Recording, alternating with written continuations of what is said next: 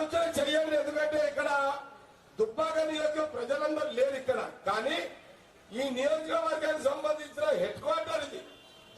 ఇక్కడ కొంతమంది దుకాణదారులు, వ్యాపారస్తులు, మన కాంగ్రెస్ పార్టీ నాయకులు, కార్యకర్తలు, కొంతమంది ప్రజలు మీరు చెప్పే ప్రయత్నం చెయ్యండి, ఆలోచన చెయ్యండి.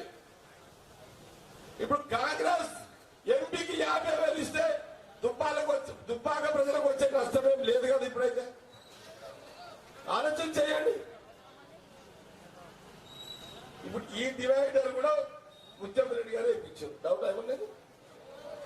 కేసీఆర్ వేయించుండేది. కాబట్టి ఎప్పటికీ ఈయననే ఉంటాడు క్యాండిడేట్. డౌట్ తీయకుండా మీరు ఎమ్మెల్యే క్యాండిడేట్ ఈయననే ఉంటాడు.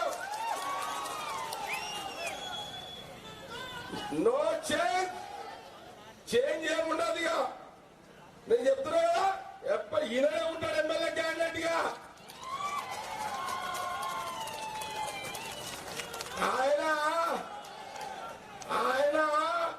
ఇలాంటి ఇప్పుడున్నాయి. ఓకే, అయితే ఆయన ఏమో అఫీషియల్ ఎమ్మెల్యే, ఈయన unofficial MLA Congress party government కి. ఈయన పక్క మన ముఖ్యమంత్రి రేవంత్ రెడ్డి కాస్ మనిషిలో ఆదిపెట్టుకోండి. ఇక మీరు ఇక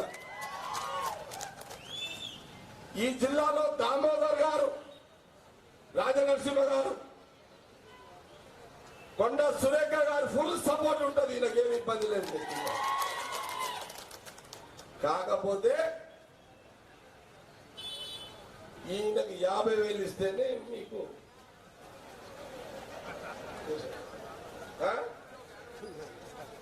మీరు గాలి ఉంచుతారా, తీస్తారా, తుపాకుల చేతులు ఉందని. ఇక